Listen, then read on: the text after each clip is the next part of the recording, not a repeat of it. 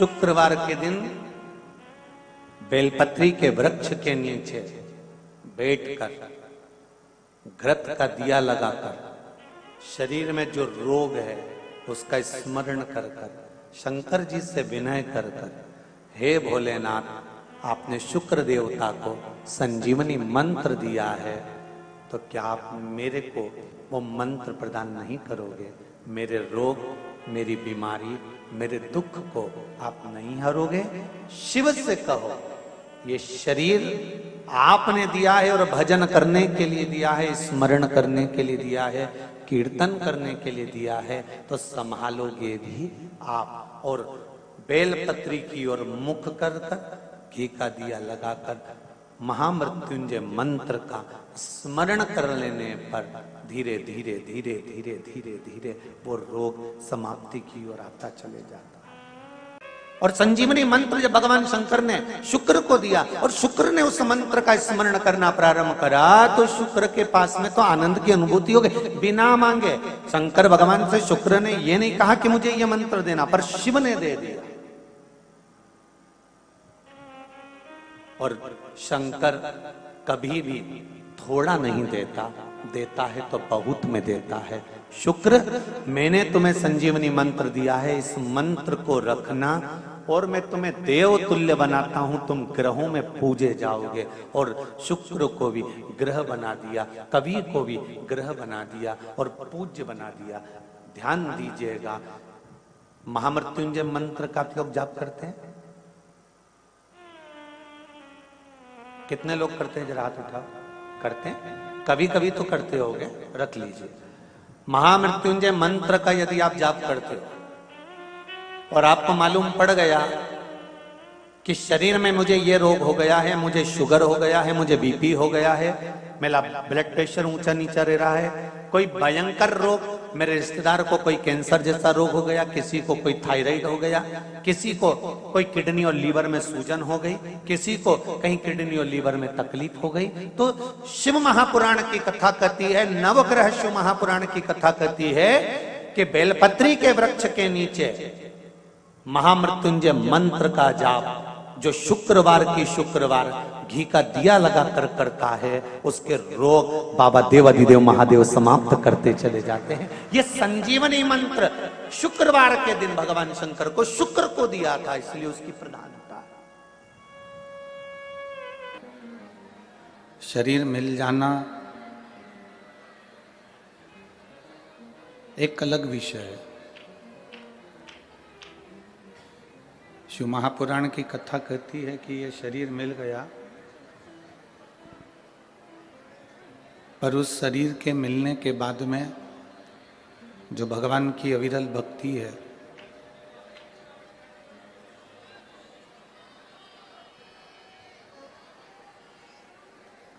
भगवान की जो अविरल भक्ति है, भगवान का जो स्मरण है, भजन है, वो करना बड़ा कठिन है।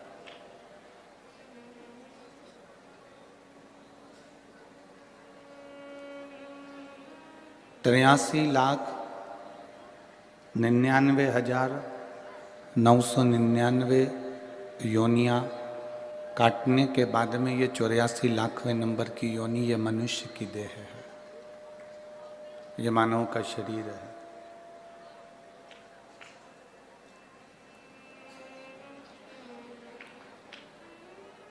अब इतनी योनियां काटने के बाद जो ये मानव की देह मिली है, ये जो मानव का शरीर मिला है, अगर हम और आप इसको व्यर्थ में यूं ही गवा दें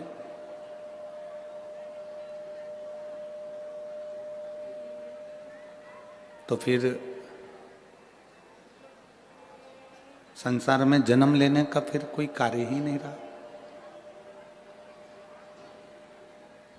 भगवान देवाधिदेव महादेव माता पार्वती जी से कहते हैं,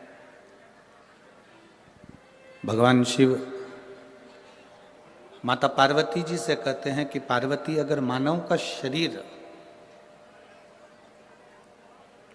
ये वो शरीर है जिस शरीर को पाने के बाद में हम पूर्व में जितने जितने हमने पाप किए होते हैं, जितने जितने हमने गलत कर्म किए होते हैं, जितने जितने हमने बेकार कर्म किए होते हैं, वो सारे के सारे कर्म हम केवल मानव का शरीर प्राप्त कर कर और भगवान का नाम लेकर इस शरीर के द्वारा भगवत भजन कर कर उस पूर्व के किए हुए सारे पापों को हम एक क्षण में समाप्त कर जाते हैं। वो केवल एक मानव का शरीर है और उसका भजन है। इस शरीर को पाने के बाद में, भगवान की विरल भक्ति को पाने के बाद में भगवान के भजन को करना बहुत जरूरी है।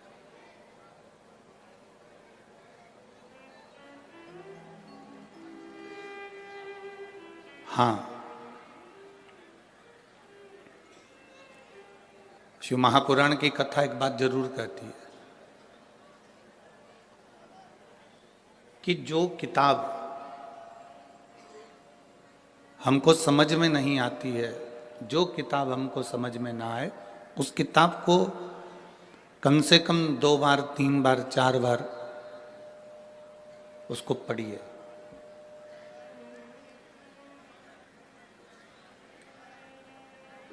जो किताब हमें समझ में ना आए उसको हम 3-4 बार पढ़ें, समझ में जरूर आएगी।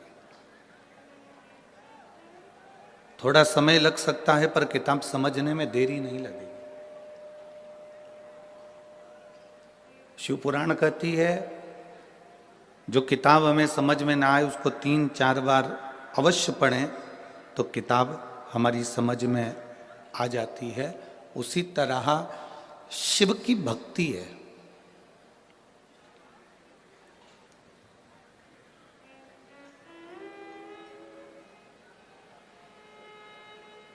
उसी तरह भगवान शंकर की अविरल भक्ति है, भगवान का भजन है, स्मरण है। मान लो आपके चित्त में, आपकी वृत्ति में, आपके मन में अगर शंकर की भक्ति विराजमान हो ही नहीं रही है, आप अथक प्रयास कर लें। आपने बहुत प्रयास करा पर शिव भक्ति हमारे भीतर प्रवेश ही नहीं कर रही है। तो जैसे किताब समझ में नहीं आती तो 2-3 बार पढ़ा जाए तो किताब समझ में आ जाती है, उसी तरह 2 या 3 बार शिव महापुराण की कथा को भले टीवी पर सुनो, मोबाइल पर सुनो, चाहे पंडाल में सुनो, 1 बार 2 बार 3 बार अगर शंकर की कथा को हमने अपने भीतर उतार लिया तो शिव का साक्षीकरण, शंकर का दर्शन हमारे सम्मुख में हो ही जाता है।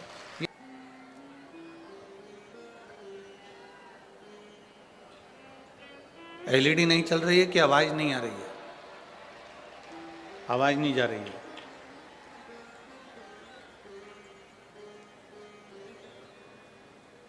एलईडी वाले भैया एलईडी चालू करिए और पीछे की आवाज बढ़ाइए। शिव भक्ति, भगवान शंकर की कथा, शिव तत्व,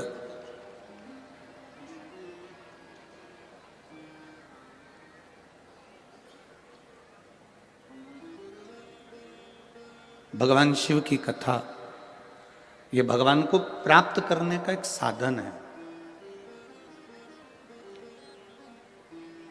भगवान की विरल भक्ति को प्राप्त करने का एक साधन है। एक बड़ा सुंदर संवाद शिव महापुराण की कथा में आता है, आप लोग पहले भी श्रवण किए हैं।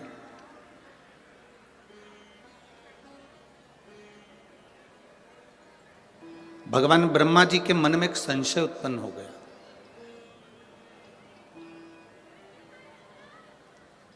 और ब्रह्मा जी के मन में जो संशय उत्पन्न हुआ, ब्रह्मा जी के मन में जो संशय आया, वो संशय ब्रह्मा जी ने भगवान विष्णु से कहा कि प्रभु,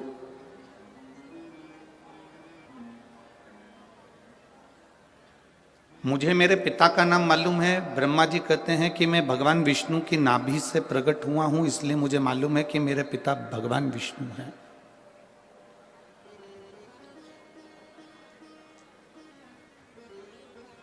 मेरे पिता भगवान विष्णु हैं, ये मैं जानता हूं। ये ब्रह्मा जी कह रहे हैं कि मुझे मेरे पिता का नाम मालूम है कि मेरे पिता भगवान विष्णु हैं, क्योंकि मैं कमल के पुष्प पर नाभि से प्रकट हुआ।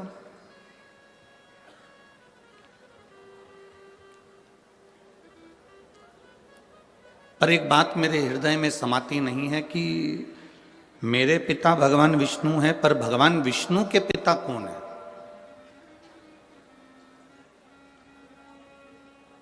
भगवान नारायण के पिता का नाम मैं नहीं जानता, मेरे दादाजी का नाम मैं नहीं जानता।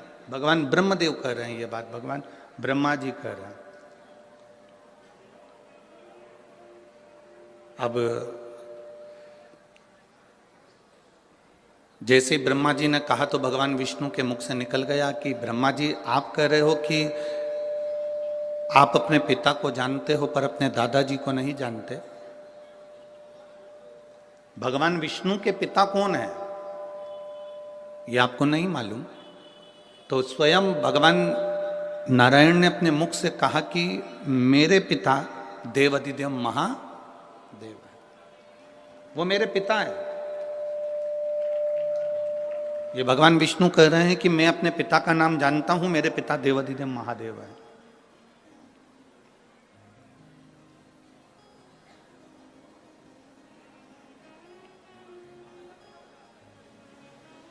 कहा मैं आपके पिताजी का दर्शन इसी क्षण करना चाहता हूं और उनसे पूछना चाहता हूं क्या भगवान नारायण को आपने प्रकट किया?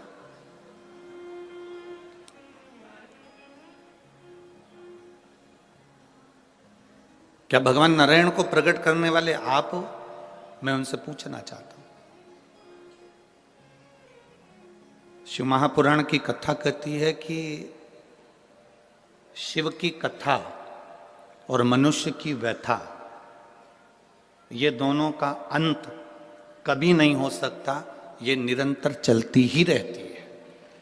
कथा भी चलती रहती है और मनुष्य की व्यथा भी चलती रहती है। कथा भी चल रही है और व्यथा भी चल रही है। मनुष्य की व्यथा, मनुष्य की समस्याएं, मानव जीवन में जो टेंशन है, हमारे जीवन में जो व्यथाएं हैं, ये कभी समाप्त नहीं होती।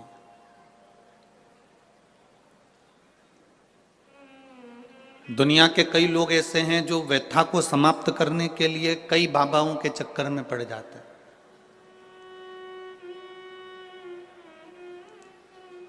ना जाने कितने कितने जगह पर आप लोग पहुंच जाते हो और वहां जाकर कह देते हो कि हमारे जीवन में ये संकट है, इसको टाल दीजिए, हमारे जीवन में ये कष्ट है, इसको मिटा दीजिए।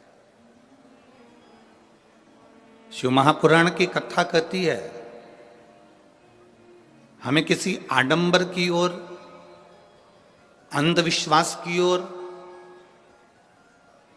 हमें नहीं जाना। ऐसा संसार में कोई नहीं जन्मा जिसके जीवन में दुख नहीं आया।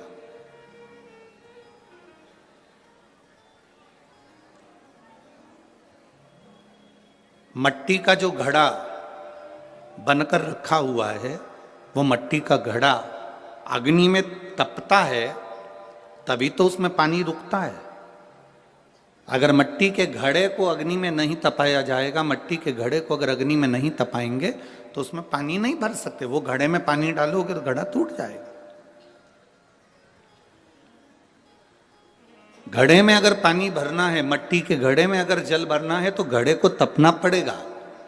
घड़ा तपेगा तब उसमें पानी भराएगा। और अगर वो घड़ा तपा नहीं है, ऐसे ही कैसे ही रखा हुआ है, बस मट्टी का तुमने घड़ा बना लिया, उसको अग्नि में नहीं तपाया, तो उसमें पानी की बूंद पड़ेगी, पानी पड़ेगा और वो गलकर नीचे गिर जाएगा।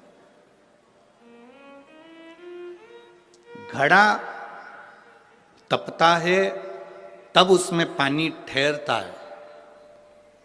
दुख जब जिंदगी में आता है तो ये हमको तपाता है।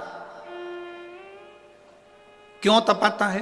क्योंकि दुख हमको जो दिया जाता है वो हमें तपाने का काम करता है। और जब हम अच्छे से तप जाते हैं उसके बाद में जो सुख आता है तो हमारे इस मन में, बुद्धि में, चित्त में वो सुख टिक पाता है। नहीं तो अगर हम कच्चे घड़े होते तो सुख भी बिखर कर गिर जाता।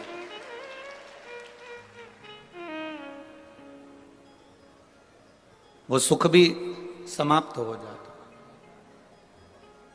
क्या राम जी की जिंदगी में दुख नहीं आया? क्या भगवान कृष्ण के जीवन में दुख नहीं आया?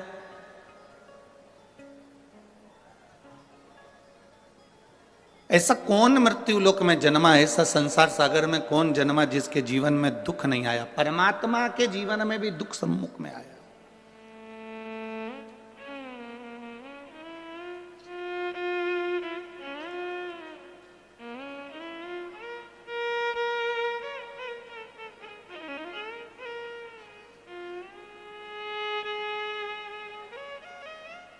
एक बात हमने बहुत पहले कथा में कही थी, आपके स्मरण में अगर होगा, जितने लोग टीवी पर कथा सुनते होंगे उनके स्मरण में होगा।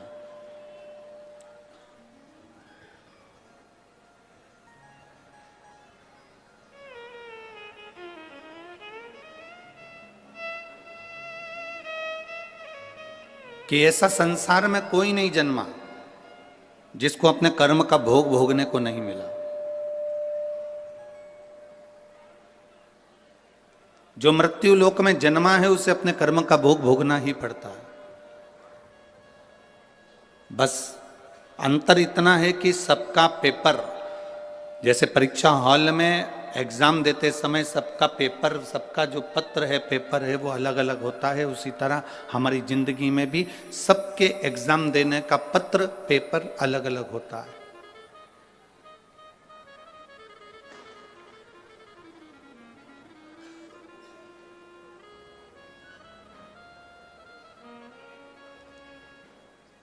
आप माता पिता की सुने ना सुने, आप गुरु की सुने ना सुने, आप भगवान को प्रणाम करें ना करें, आप मंदिर जाएं ना जाएं, आप सत्संग में जाएं ना जाएं, आप किसी गुरुवाणी को स्मरण करें ना करें, पर इतना जरूर याद रखना कि अपने कर्म का भोग मनुष्य को भोगना जरूर पड़ता है। उसको कोई नहीं टाल सकता। अब कोई कह दे कि गुरुजी हमारे जीवन में ये संकट है, हमारे जीवन में ये दुख है और हम बड़े दुखी हैं, तो तुम एक बात का स्मरण करिए, कई लोग तुम्हारे दुख के चक्कर में तुम्हारा फायदा उठाने का प्रयास करेंगे।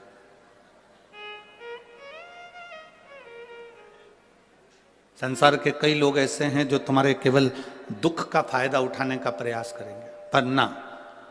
शिव महापुराण की कथा कहती है, अगर जिंदगी में समस्या है, राम जी के जीवन में दुख आया तो उन्होंने रामेश्वर धाम की स्थापना करी और भगवान शंकर की पूजन करके लंका पर चढ़ाई करी। भगवान कृष्ण की 16,108 रानियां थी, एक भी रानी से औलाद नहीं हुई। भगवान कृष्ण के यहाँ 16,108 रानी से जब संतान नहीं हुई, तब भगवान कृष्ण ने गर्गाचार्य बाबा के कहने पर एक एक रानी के साथ बैठकर 11-11 दिन तक भगवान शंकर का अनुष्ठान किया। तब शिव जी ने प्रसन्न होकर, प्रकट होकर भगवान कृष्ण को वर दिया कि तुम्हारी एक एक रानी के साथ तुमने 11-11 दिन तक बैठकर भगवान शंकर की आराधना करी है, तो मैं तुम्हें वर प्रदान करता हूं कि तुम्हारी एक एक रानी से 11-11 संतान होगी।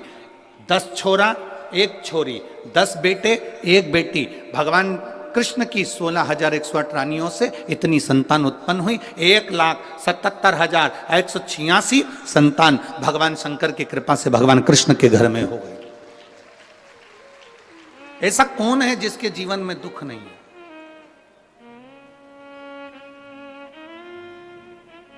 ऐसा कौन है जिसके जीवन में कभी तकलीफ नहीं आई?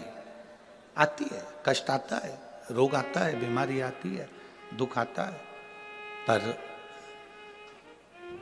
मैंने तेरे ही भरोसे बाबा, तेरे ही भरोसे हवा बिच उड़ती जावांगी, बाबा डोर हत्तो छड़ी में कटी जावांगी, भोले मैं तेरी बदन, शंभू मैं तेरी बदन, हवा बिच उड़ती जावांगी, बाबा डोर हत्तो छड़ी में घटी जावांगी।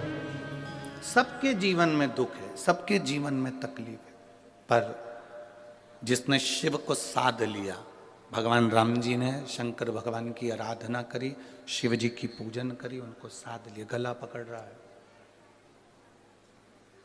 भगवान शिव की आराधना भगवान राम जी ने करी, शिव को साध लिया, तो उनकी जिंदगी सार्थक हो गई। भगवान कृष्ण ने भगवान शिव की आराधना करी, साध लिया, उनका जीवन सुखमय हो गया।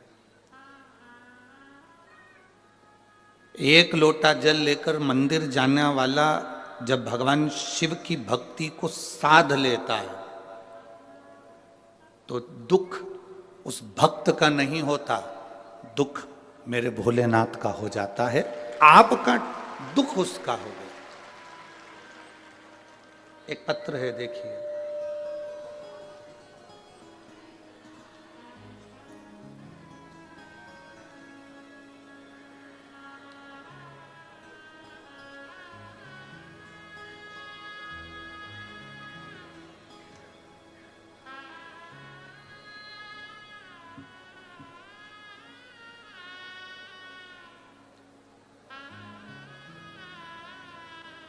मेरा नाम प्रीति शर्मा, गांव रोडी, सिरसा से हूं। कहीं बैठी हो तो हाथ हिला सकते हैं। अगर कहीं बैठी हो, आप ही हैं। श्री शिवाय नमस्तुभ्यं। लिया बच्चे को।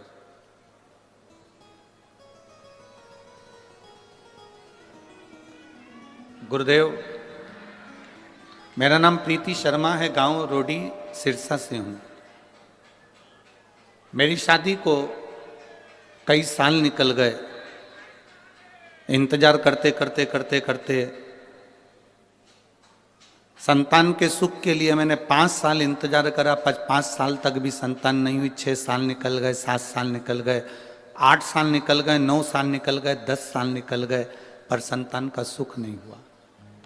ऐसा कोई डॉक्टर नहीं था, हरियाणा का भी, पंजाब का भी, राजस्थान का भी और दिल्ली तक मैंने डॉक्टरों को दिखाया, पर संतान का सुख नहीं आया। टेस्ट भी करवाए, संतान का सुख नहीं आया। 11 साल निकल गए, 12 साल निकल गए, पर संतान का सुख नहीं आया गुरुदेव। तब मेरे जीजाजी ने बताया कि, मेरे जीजा जी का नाम संदीप शर्मा है, उन्होंने बताया कि टीवी पर कथा आती है, एक बार तू आसन बिछा के दिल से बाबा देवादिदेव महादेव की कथा को श्रवण कर। गुरुदेव, उस समय आपकी कथा चल रही थी और मैंने टीवी खोलकर 1 बजे से 4 बजे तक कथा का रसतत्व ग्रहण करा। मैं बाबा का क्या गुणगान करूं गुरुदेव। मंदिर जाना मैंने उसी दिन से प्रारंभ करा और शिव जी को जल चढ़ाना प्रारंभ करा। मैंने बाबा से प्रार्थना करी कि मैंने सारे डॉक्टरों से इलाज करवा लिया, टेस्ट भी करवा लिया, पर मुझे औलाद नहीं हुई है। बाबा आप कृपा करना। सफेद आंकड़े की जड़ को तुमरुका जी का नाम लेकर कमर में बांधा, एक बेलपत्री को रोज खाना प्रारंभ करा, शिव जी पे जल चढ़ाना प्रारंभ करा। केवल आप कहते हो 3 महीने तक लगातार करो गुरु जी। मैंने 5 महीने तक करा, पर मेरा गर्भ नहीं ठहर पाया। जब मेरा 5 महीने तक भी गर्भ नहीं ठहरा तो भी मैंने भगवान की कथा नहीं छोड़ी। लगातार टीवी के सामने बैठकर कथा सुनती रही और बेलपत्र चढ़ाकर उसको खाती रही। 5 महीने पूरे हुए, 6ठा महीना लगा और मेरे पेट में मुझे दर्द उत्पन्न हुआ। मैं डॉक्टर को दिखाने के लिए गई तो डॉक्टर ने कहा आपका 2.5 महीने का गर्भ ठहर चुका है। बाबा का मैं क्या गुणगान करूं गुरुदेव। पेट में तकलीफ होने लगी, बाबा ने मुझे खुशी तो दे दी, पर जब मैंने सोनोग्राफी करवाई तो बच्चे को कष्ट बताया गया। डॉक्टर के हिसाब से इस बच्चे को तुम मत रखो, ये डॉक्टर ने कह दिया। पर गुरुदेव, मेरी खुशी को मैं कैसे त्याग देती कि 11-12 साल के बाद मेरे जीवन में ये खुशी आई है, मैं कैसे छोड़ दूं।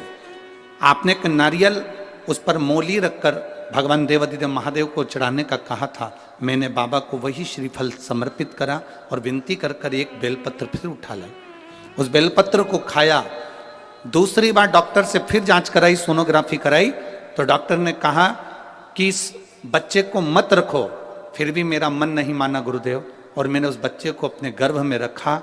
डॉक्टर के हिसाब से बार बार उन्होंने मना करा, पर मेरा बाबा ने मेरे ऊपर कृपा करी।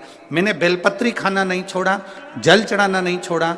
5/10/2022 को बाबा की कृपा से 12 साल के बाद मेरे यहाँ पुत्र रत्न की प्राप्ति हुई और डॉक्टर के हिसाब से मेरा बेटा बिल्कुल स्वस्थ है। मैं उसको यहाँ प्रणाम करने लाई। आइए।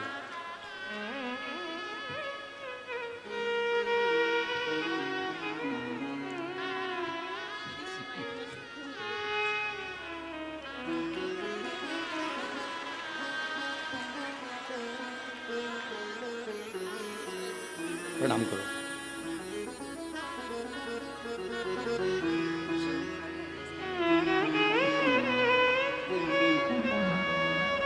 माता बोल रही हैं इसका नाम हमने शिव जी ने दिया, इसलिए इसका नाम शंभू रखा है। बधाई हो।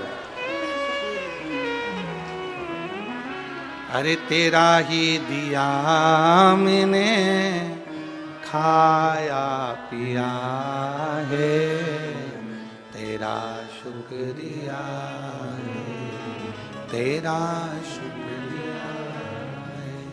मुझे भोले बाबा ने बहुत दे दिया है, तेरा शुक्रिया है, तेरा शुक्रिया। शिव तत्व को भजना, शंकर की भक्ति को करना, भगवान को अपने भीतर उतारना सरल नहीं है महाराज। आप जिस भरोसे पर, आप जिस विश्वास के साथ भगवान शिव की भक्ति करते हो, भगवान उस विश्वास को निभाता है। दृढ़ी करना। आप लोगों की आदत क्या हो गई है कि एक जगह आप मन नहीं लगा पाते।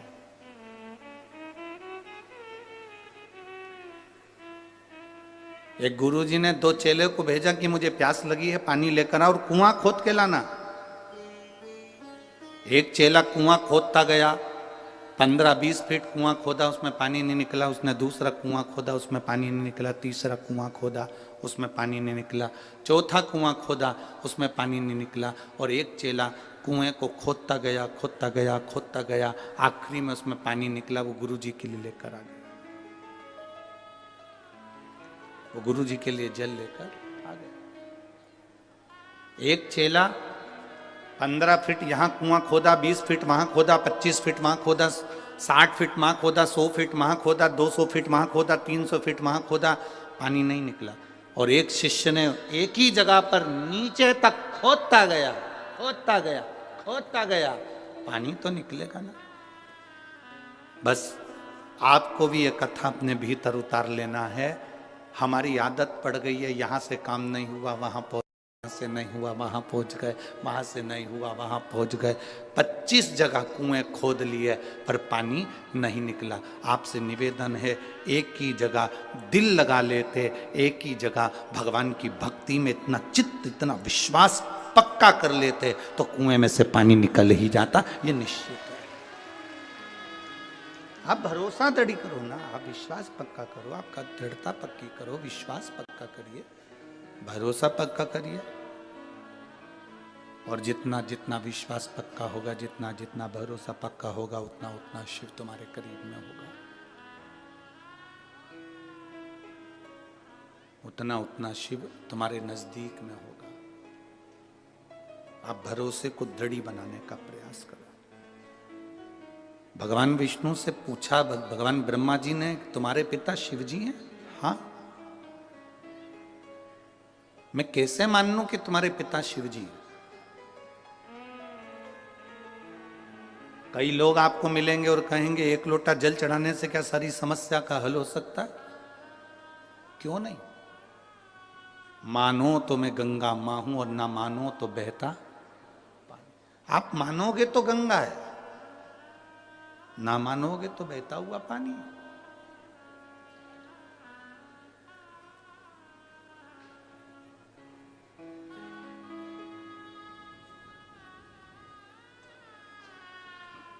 ये आपके ऊपर निर्भर करता है कि आप परमात्मा को कैसे रिझा रहे हो।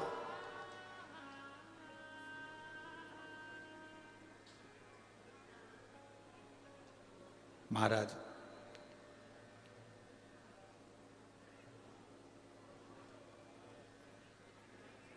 क्या शिव तुम्हारे पिता हैं? हां। स्वयं शिव आके कह सकते हैं कि मैं इनका पिता हूं? क्यों नहीं? एक अग्नि का, एक पर्वत को ब्रह्मा और विष्णु ने घुमाना प्रारंभ करा। ब्रह्मा और विष्णु ने जैसे ही पर्वत को घुमाया तो उसमें से एक अग्नि का खंभ प्रकट होया, जिसको लिंग की आकृति जैसा था, शिवलिंग की एक आकृति जैसा था। और वो लिंग की आकृति जैसा एक खंभ प्रकट हुआ और उसमें से आकाशवाणी हो गई, ब्रह्मा विष्णु, मैं नारायण तुम्हारा पिता और ब्रह्मा मैं तुम्हारा दादा। ब्रह्मा जी मानने कोई तैयार नहीं कि ये पिताजी है। हाँ, अगर ये शिवलिंग तुम्हारे पिता हैं तो इनके चरण कहां हैं और इनका सिर कहां है?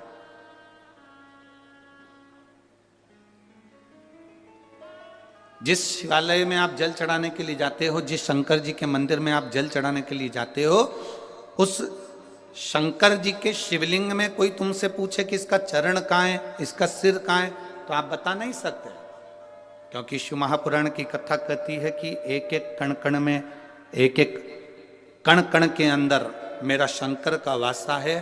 तुम्हारी मर्जी पड़े जहां से तुम उसको प्रणाम कर लो, वो वहीं से प्रकट होकर तुमको दर्शन दे देता है। उसको उसका स्थान नहीं ढूंढा जाता कि आगे कहां पीछे कहां।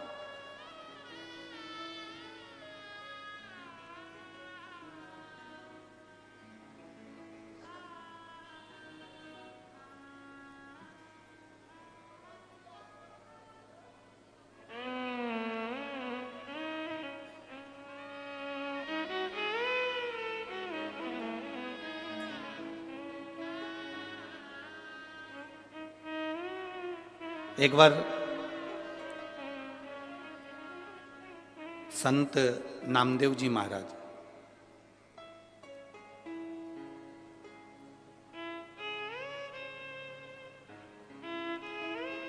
ये पंजाब की पवित्र भूमि पर आ गए।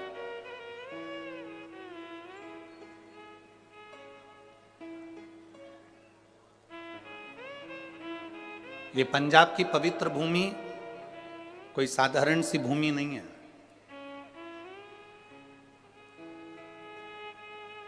शंकर भगवान को अगर प्राप्त करना है, बद्रीनाथ हो, केदारनाथ हो, कैलाश पर्वत हो, श्री खंडेश्वर महादेव हो, केदारेश्वर महादेव हो, भगवान शिव की प्राप्ति अगर करना हो तो ये पंजाब की भूमि कोई साधारण भूमि नहीं है, संतों की पवित्र भूमि है और यहां से शंकर की यात्रा प्रारंभ होती है। यहां से शिव की प्राप्ति का केंद्र बिंदु है ये पंजाब की धरा।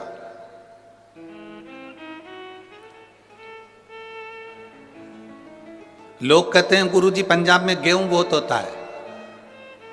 हम कहते हैं पंजाब में गेहूं से ज्यादा संत बहुत होते हैं। अगर ढूंढने निकलो तो संतों की प्रागटता ज्यादा है।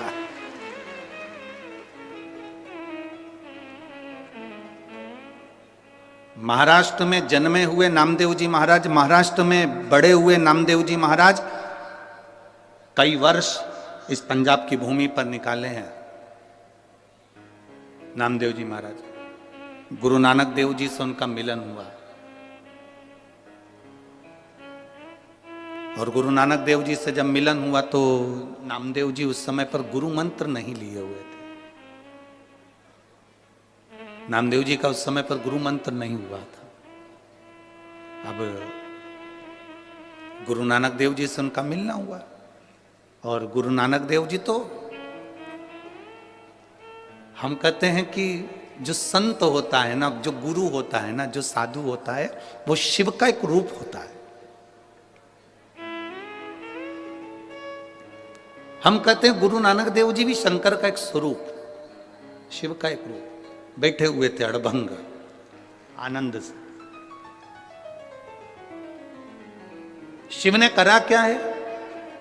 भगवान शंकर ने दुनिया से कुछ नहीं लिया, दुनिया के लोगों को दिया।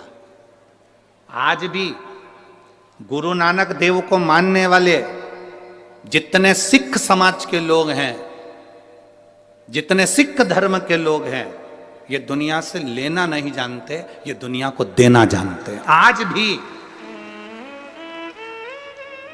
आप किसी भी गुरुद्वारे में चले जाओ, वहां लंगर चलता मिलेगा। आप किसी भी गुरुद्वारे के दरवाजे पर पहुंच जाओ, आपको वहां विश्राम मिल जाएगा। आप किसी भी गुरुद्वारे के सम्मुख में पहुंच जाओ, वहां आपको भरपेट भोजन मिल जाएगा। वहां यह नहीं पूछा जाता कि आप ब्राह्मण हो कि क्षत्रिय हो कि वैश्य हो कि शूद्र हो। वहां तो गुरु के दरवाजे पर आ गए, मतलब गुरु के आप बनकर आए हो, मतलब गुरु के हो आप। वहां यह नहीं पूछा जाएगा कि आप ब्राह्मण हो कि क्षत्रिय हो कि वैश्य हो कि शूद्र हो।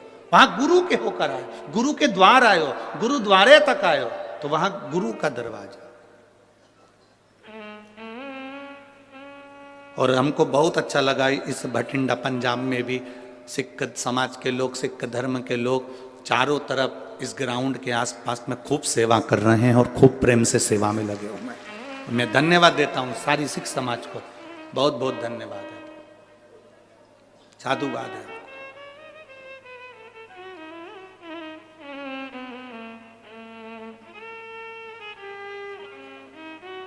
और ऐसी शिव भक्ति हमने आज तक नहीं देखी जो शिव भक्ति का दर्शन हमने भटिंडा पंजाब में किया है। देखिए, सारी सूचना, हम तो बाहर निकलते नहीं हैं और आपको भी मालूम होगा 3-4 दिन हम किसी से मिलते नहीं। हमारे ये यजमान परिवार से भी पूछना, जिस कमरे में हम हैं उस कमरे में हमारा भजन है, हमारे भोलेनाथ की सेवा, ठाकुर जी की सेवा, अपना पाठ, पूजन, स्मरण। यजमान परिवार से भी हम नहीं मिलते कि उनसे मिलना हो हमारा, ना भजन अपना। 3-4 दिन किसी से नहीं। पर जब जजमान, जितने लोग यहाँ आते हैं कथा सुनने वाले, इनके रिश्तेदार जब यहाँ के फोटो, वीडियो और अन्य बातें लिखकर सीहोर भेजते हैं ऑफिस में, तो वहाँ मालूम पड़ता है। फिर वहाँ से सूचना आशीष जी के पास आती है, फिर आशीष हमको बताते हैं कि गुरुजी, इस भटिंडा के जहाँ कथा स्थल है इसके आसपास में जितनी होटलें बनी हुई है, उन होटलों में भी होटल के मालिकों ने अपनी अपनी होटलें खोल दी और मात्र 100-200 रुपये में रहो भी, खाओ भी, सो भी, स्नान भी करो, गर्म पानी भी दे रहे हैं और व्यवस्था भी दे रहे हैं। इतने मैं भटिंडा पंजाब के एक एक भक्तों को, शिव भक्तों को बहुत बहुत साधुवाद देता हूं कि आपकी भक्ति बड़ी विचित्र है, बड़ी भक्ति विचित्र। ये प्रेरणा है संपूर्ण विश्व के लिए, ये प्रेरणा है संपूर्ण भारतवासियों के लिए। कमाने के लिए जिंदगी पड़ी है, पूरे जीवन सुबह 9 बजे से लेकर रात्रि को 10 बजे तक अपनी दुकान पर बैठकर कमाओगे, आखिरी में अपनी पत्नी और बच्चों को देकर जाओगे और इतना बड़ा फोटो दीवार पे टंगा जाएगा और उसमें होएगा जाएगा कुछ नहीं, केवल स्माइल देते मिलोगे और प्लास्टिक के फूल की माला तुम्हारे ऊपर टंगी होगी। पर जिसने, शिव के भक्त इतने आए हैं और उनकी सेवा, भले तुमने हाथ जोड़कर एक अन्न का निवाला भी अगर किसी के मुख में दिया है तो समझ लेना कि 33 कोटि देवताओं का पेट भर दिया है, सारे संत साधु गुरुजन का पेट भर दिया। करो सेवा, करो।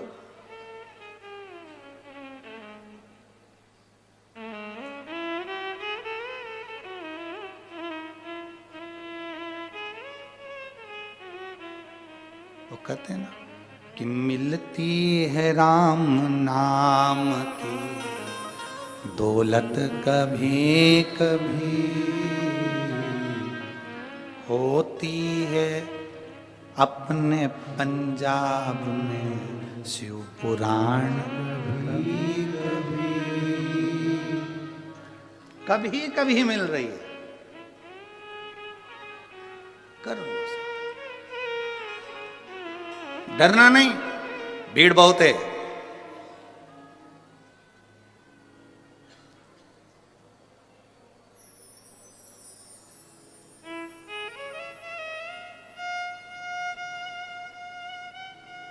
कल कोई कह रहा था गुरु जी हमारे भटिंडा में आज तक जाम नहीं लगा और तुम्हारी कथा हुई और पहले दिन जाम लग गया।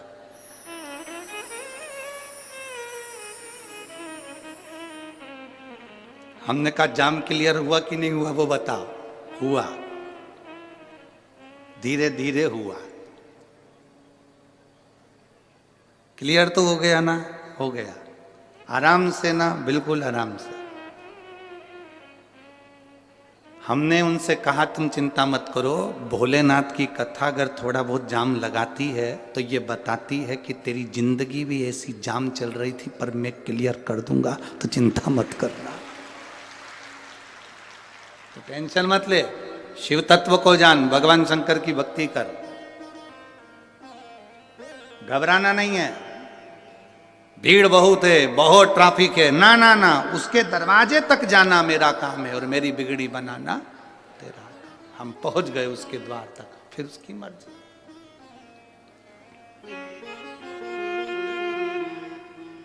अब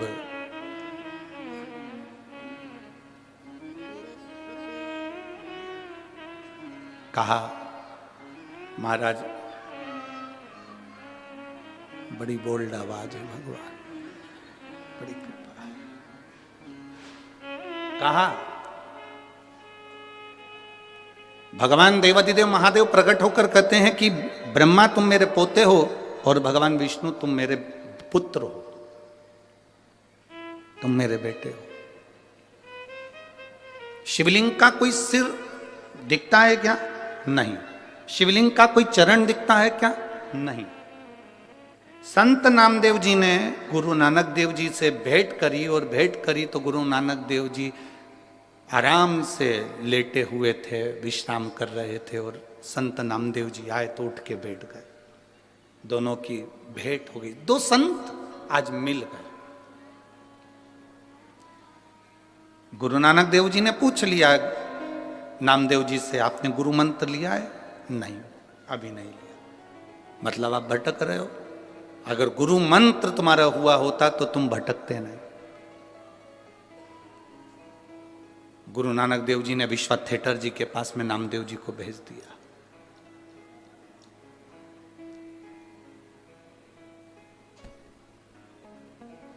संत नामदेव जी ने गुरु नानक देव जी से पूछा कि असली गुरु की पहचान क्या है, असली संत की पहचान क्या है? गुरु नानक देव जी ने 3 चीजें संत नामदेव जी को बताई है कि असली संत, असली गुरु की पहचान। असली गुरु, असली संत 3 चीजों से दूर रहता है। पहला नमस्कार, दूसरा चमत्कार, तीसरा दमस्कार। गुरु नानक देव जी संत नामदेव जी से कह रहे हैं कि 3 चीजों से असली गुरु दूर रहता है, 3 चीजों से संत दूर रहता है।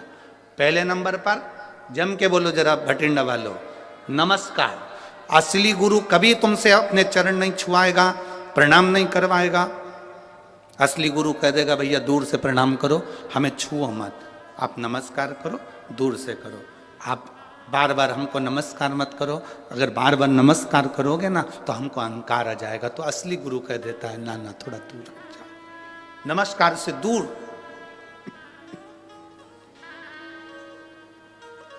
संत गुरु नानक देव जी ने दूसरी बार में कहा असली गुरु, असली संत चमत्कार से दूर होता है।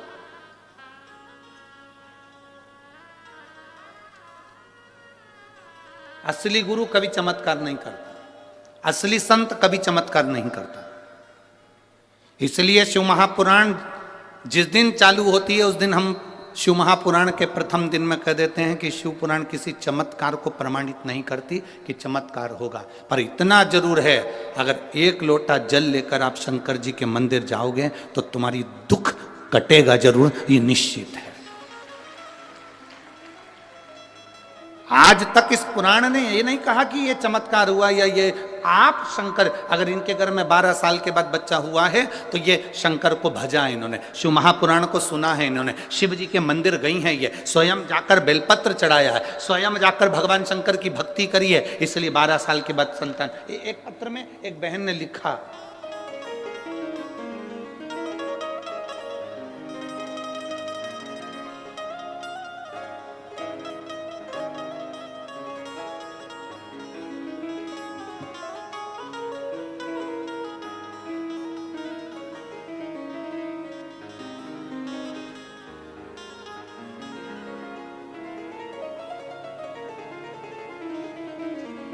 एक बहन लिख रही है, अरुणा गुप्ता शिमला से आई है, हिमाचल प्रदेश से, कहीं बैठी हैं,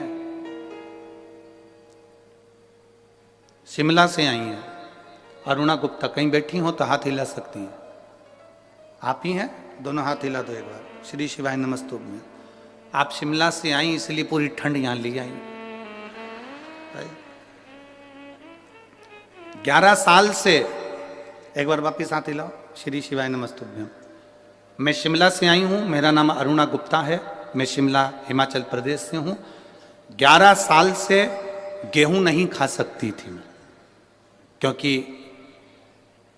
गेहूं मेरे को खून नहीं बनने देता था, तो मेरा गेहूं छूटा हुआ था, अन्न मेरा छूटा हुआ था, एक अन्न का दाना भी मेरे मुंह में नहीं जाता था। केवल शिव महापुराण की कथा सुनकर मैंने पशुपति व्रत किया। मैंने उस दिन भगवान को रोटी बनाकर गेहूं की और उसमें शक्कर गुड़ मिलाकर भगवान को, पशुपति नाथ को 3 हिस्से का जो प्रसाद चढ़ता है वो ही चढ़ाया और बाबा से प्रार्थना करी। 11 साल से मैंने अन्न को ग्रहण नहीं करा है और मेरी शरीर ठीक नहीं है, तू मुझे संभाल ले बाबा। मैं कभी जिंदगी में गेहूं नहीं खा सकती, जो नहीं खा सकती ये डॉक्टर के हिसाब से मुझे बताया गया, पर आप कृपा करेंगे सब होगा। और बाबा का मैं क्या गुणगान करूं गुरुदेव। पहली बार प्रसाद का एक हिस्सा मैं लेकर घर आई और वो मैंने खाया, और मेरे बाबा ने जिस दिन से मुझे वो अन्न खिलाया उस दिन से मेरा शरीर ठीक है। मैं बाबा को यहाँ प्रणाम करने के लिए आई। बैठिए, श्री शिवाय नमस्तुभ्यं, बैठिए। 11 वर्ष तक मैंने अन्न नहीं खाया था, 11 साल तक मैं अन्न को नहीं छू पाई, पर बाबा बाबा, ये आपकी अविरल भक्ति है, ये आपका विश्वास है। आप जितना भरोसा शिव पर करेंगे, ये चमत्कार नहीं है, ये इसको हम चमत्कार नहीं कहते, इसको कहते हैं आपका विश्वास दृढ़ होना, आपका भरोसा दृढ़ होना, आपकी श्रद्धा दृढ़ होना।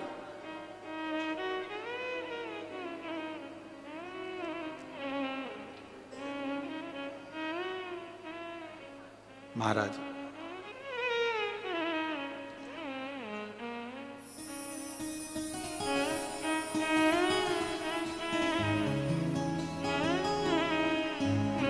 संत नामदेव जी से गुरु नानक देव जी कह रहे हैं कि सच्चा गुरु, सच्चा संत 3 चीजों से दूर रहता है। पहले नंबर पर बोलो, जम के बोलो जरा, नमस्कार। दुनिया के लोगों को नमस्कार बड़ा पसंद है, और केवल दुनिया के लोगों को नहीं, भगवान शंकर के ससुर को भी नमस्कार पसंद था, दक्ष प्रजापति को। शंकर जी बैठे थे, भोले भाले बैठे थे, सभा लगी थी, दक्ष प्रजापति आए, शंकर जी नहीं देख पाए। कोई जरूरी है कि तुम्हारे सारे दामाद इंजीनियर और डॉक्टर हो? कोई कोई दामाद भोला भाला भी होता है, सरल सहज। एक व्यक्ति से डॉक्टर साहब ने कहा कि देखो तुम्हारे को शुगर बहुत है, शुगर की जांच करते रिया करो रोज हो।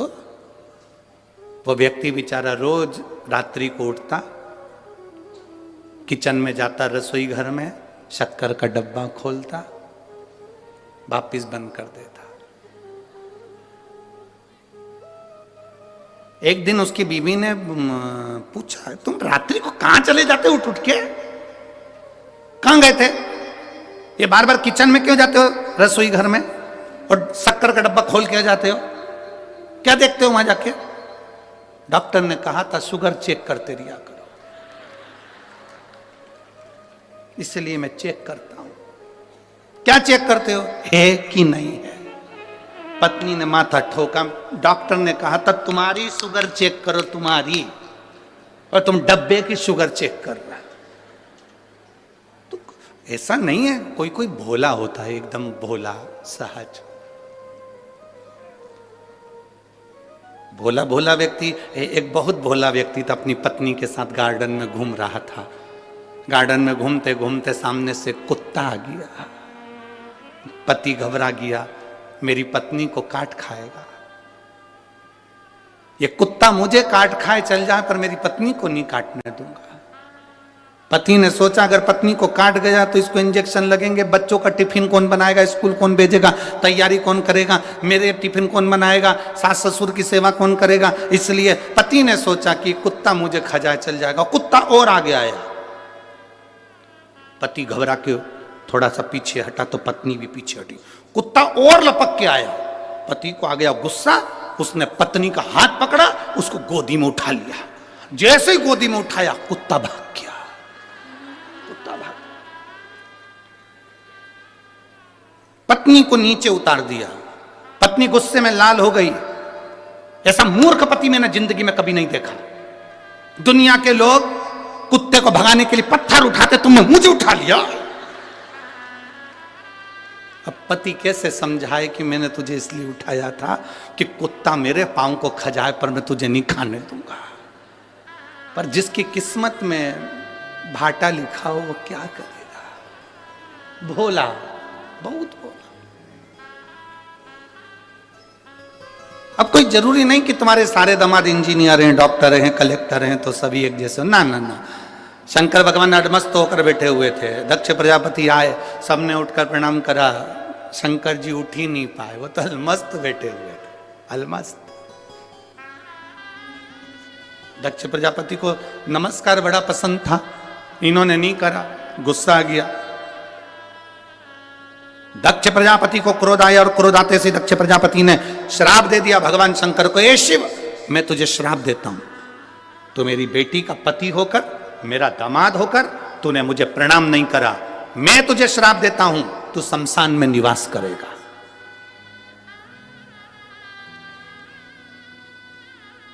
मेरा श्राप है तुझे, तू शमशान में निवास करेगा। शंकर भगवान जैसे ही सुने शमशान में निवास, शिव जी डमरू बजाकर नाचने लगे। भगवान विष्णु पास में बैठे थे, उन्होंने कहा तुम्हें आशीर्वाद नहीं मिला, श्राप मिला। शमशान में रहोगे आज से, तुम्हारे ससुर ने श्राप दिया। शंकर जी बोले मेरे ससुर जैसा दुनिया में कोई ससुर नहीं हो सकता। कितनी लंबी सोचता है, उसको मालूम है दामाद बिल्कुल सीधा साधा है, और कहीं प्लाट देता और मैं मकान बना लेता तो कोई कब्जा कर लेता, शमशान में कौन बनाएगा। इसलिए मेरे ससुर ने मुझे प्लाट भी शमशान में दिया, ऐसी जगह जहां कोई कब्जा नहीं कर सकता। भगवान विष्णु ने माथा ठोका, भोलेनाथ तुम सही में भोलेनाथ हो। श्राप मिलने के बाद भी खुश। किसी किसी को नमस्कार प्रिय है। गुरु नानक देव जी ने नामदेव जी से कहा कि संत के 3 लक्षण हैं और 3 लक्षणों पर जिसका स्मरण करिए। पहला, संत गुरु नमस्कार से दूर होता है, दूर।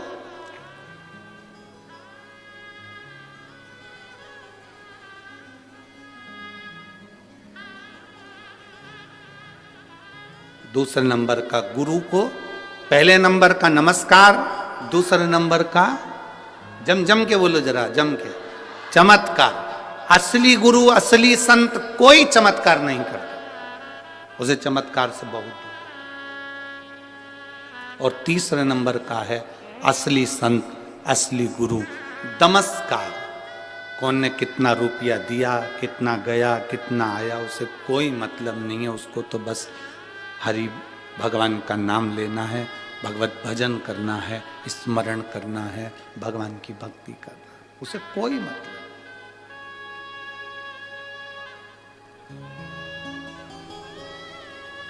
और जब भगवान की अविरल भक्ति,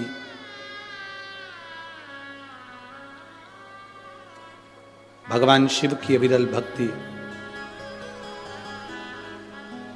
एक आनंद के साथ में जो रहती है, वो सुख प्रदान करती है, सुख प्रदान। कहा गुरु नानक देव जी ने संत नामदेव जी से कहा कि असली गुरु की शरणागति जाइए, तो असली गुरु कहाँ मिल सकता है? गुरु नानक देव जी ने ये नहीं कहा कि तुम मेरे पास में रहो। गुरु नानक देव जी ने कह दिया कि तुम शिव के मंदिर में, विश्वा थिएटर जी बैठे हुए हैं, तुम जाओ और उनसे गुरु मंत्र लो। अब देखिए, गुरु नानक देव जी ने नामदेव जी को जाते समय कह दिया था कि गुरु सब में रब को देखता है, सब में। जब नामदेव जी पहुंचे, उन्होंने क्या देखा कि जिनके पास में गुरु नानक देव जी ने भेजा था, वो तो जहां शंकर जी का शिवलिंग था सामने, उधर पांव कर कर सो रहे थे। नामदेव जी ने हाथ जोड़कर बोला, गुरुदेव तुम में बुद्धि नहीं है क्या? सामने शंकर का शिवलिंग और तुम पांव लंबा करके सो रहा है।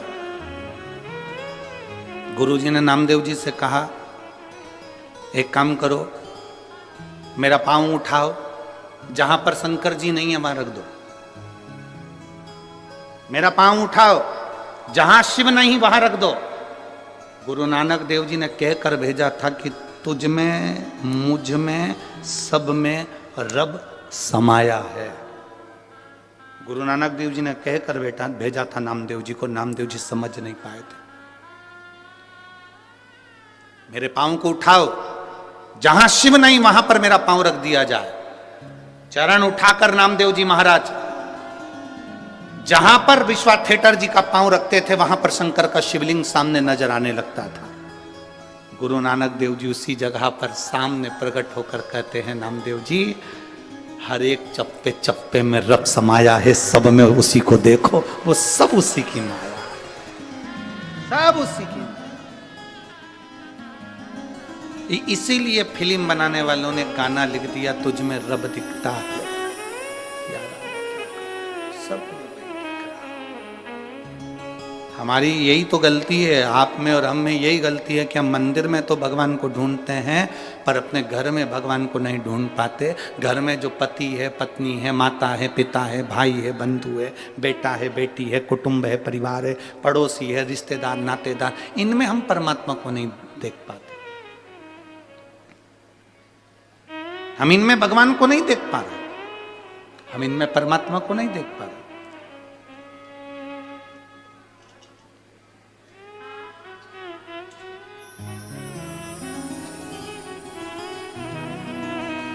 हम दूसरी जगह देख रहे हैं। जैसे एक बार यमराज पृथ्वी पर आ गए और एक लड़के को लेने के लिए यमराज आए। उसका अंतिम समय चल रहा था, उसकी अंतिम सांस थी, अंतिम क्षण था, आज उसकी फाइल समाप्त होना थी। और यमराज ने आते से कह दिया, लड़के ने पूछा तुम कौन हो?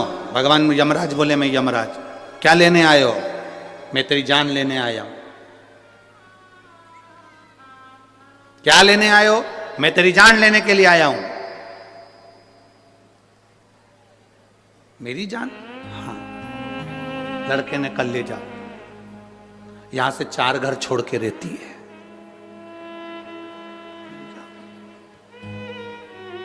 यमराज बोला मैं तेरे प्राण लेने आया हूं। प्राण मेरे? हाँ। 4 दिन से मेरे प्राण वो ही खा रही, ले जा।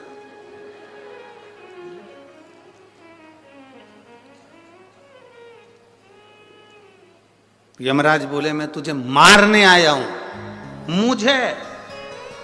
मैं तो उससे शादी कर कर 6 साल पहले ही मर चुका हूं, ले जा।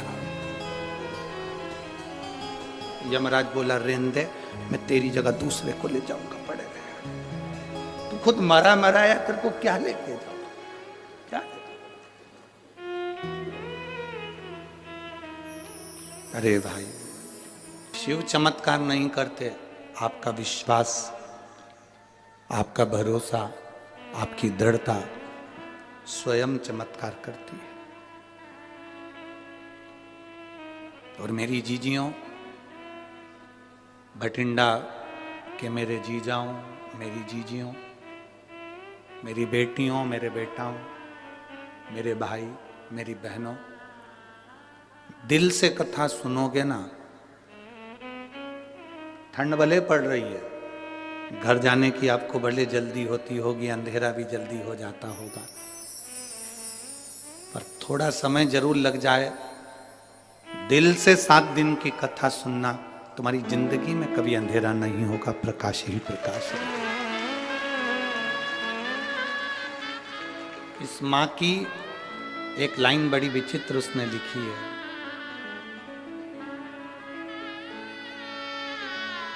इस मां ने लिखा, मैंने केवल 1 दिन कोसी कला की कथा सुनी थी। इस मां ने लिखा है, कोसी कला मथुरा में केवल 1 दिन की कथा सुनी थी, और लिखती है कि कथा पंडाल में सुनने का फल क्या है, कोई मुझसे पूछ ले, मेरे बेटे की जिंदगी वापस दे। शिव तत्व क्या है, क्या देता है वो, कैसे देता है वो, क्या करुणा करता है, उसके ऊपर लोग कहते हैं ये शिव पुराण है, पर हम कहते हैं शिव पुराण नहीं, ये तो औषधि देने के लिए बाबा यहाँ कुबेर भंडारी आ गया और उसने कुबेरेश्वर धाम से ये औषधि लूटा। अब उसको जिसने ग्रहण कर लिया उसकी जिंदगी सार्थक है, जिसने ले लिया उसका जीवन सार्थक। जो नहीं समझा वो नहीं समझा, जो समझ गया वो समझ गया।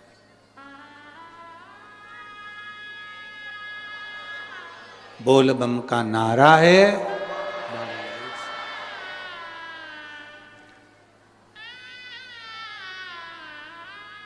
यहाँ पर एक मिलिट्री के कोई भाई बैठा हुए हैं जिनको ऐसी बीमारी हो गई थी, जिस बीमारी में वो सही से ड्यूटी भी अपनी मिलिट्री की कर नहीं पा रहे थे।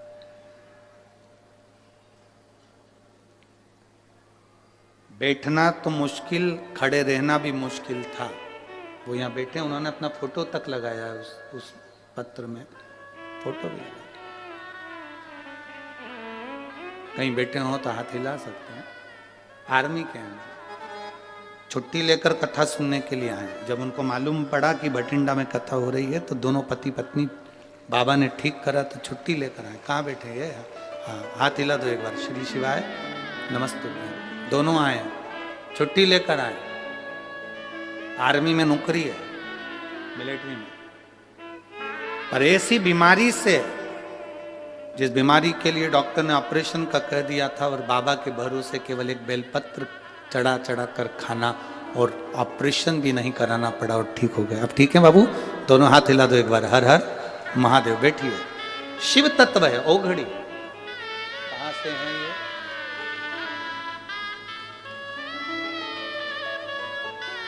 मेरा नाम रणवीर सिंह है, मेरा फोन नंबर ये है।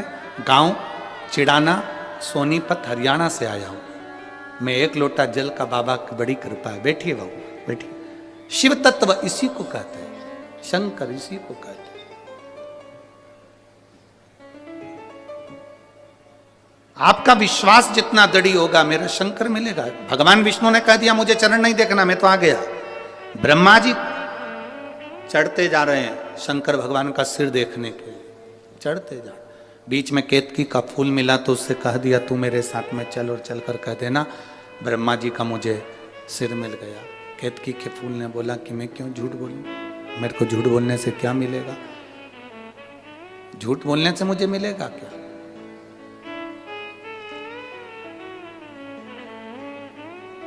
कहा सारे देवताओं पर चढ़ाऊंगा, सुगंधित बनाकर रखूंगा। केतकी का फूल चल दिया। सामने से गौ माता मिली, गौ माता ने कह दिया, गौ माता से कहा आप हमारे साथ चलो और भगवान विष्णु के सामने चलकर कह देना कि ब्रह्मा जी को सिर मिल गया, शिवलिंग का सिर मिल गया। गाय बोली मैं क्यों झूठ बोलूं, गौ माता जब बोली कि मैं क्यों झूठ बोलूं, ब्रह्मा जी ने कहा घर की सबसे पहली रोटी तेरे को दिलवाऊंगा, चल तू झूठ बोल। जब भगवान शंकर के शिवलिंग के सामने ब्रह्मा जी आए और उन्होंने कहा कि शंकर जी का सिर मिल गया, नारायण आपको शंकर भगवान के चरण मिले क्या शिवलिंग के? नारायण ने मना कर दिया, मुझे चरण नहीं मिले शिवलिंग के, मुझे शिवलिंग के चरण नहीं मिले। सत्य बोलने में संकोच मत करो।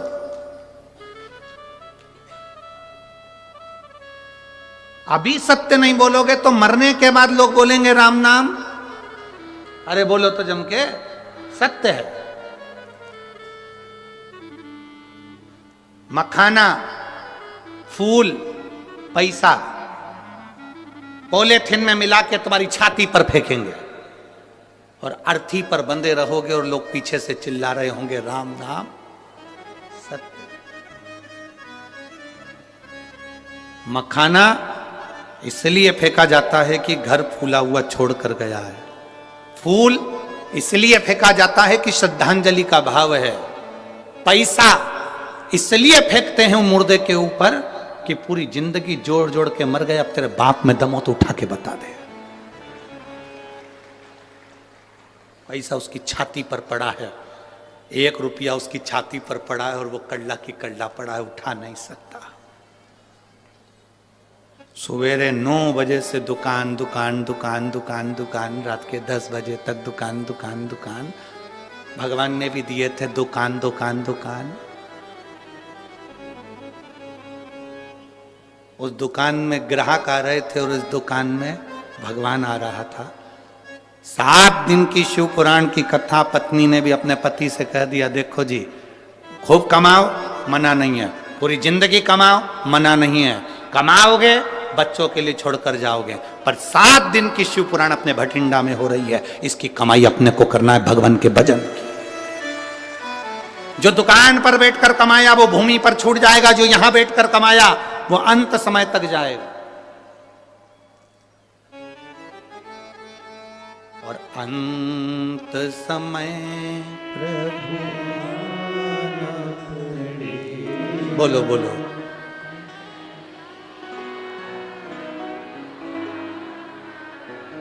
गले में ठंड तो नहीं लग रही है?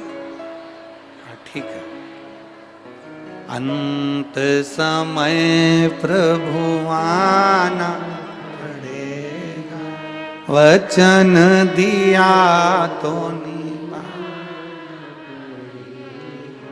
आए ना आए प्रभु कुटुंब, अंत समय प्रभु आना पड़ेगा, वचन दिया तो निभाना पड़ेगा। अंत समय में वही आएगा, अंतिम घड़ी में वही आएगा, कोई दूसरा नहीं आएगा।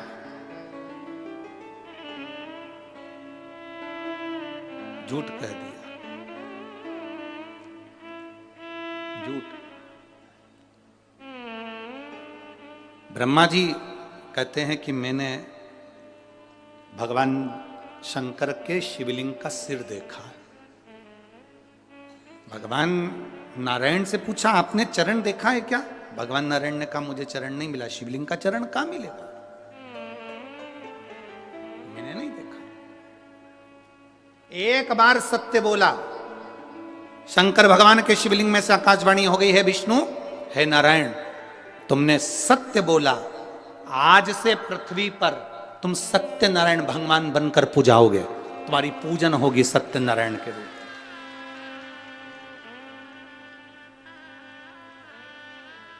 सारी दुनिया में आज भी सत्यनारायण भगवान की कथा होती है, 5 अध्याय होते हैं, पंडित जी बांचते हैं।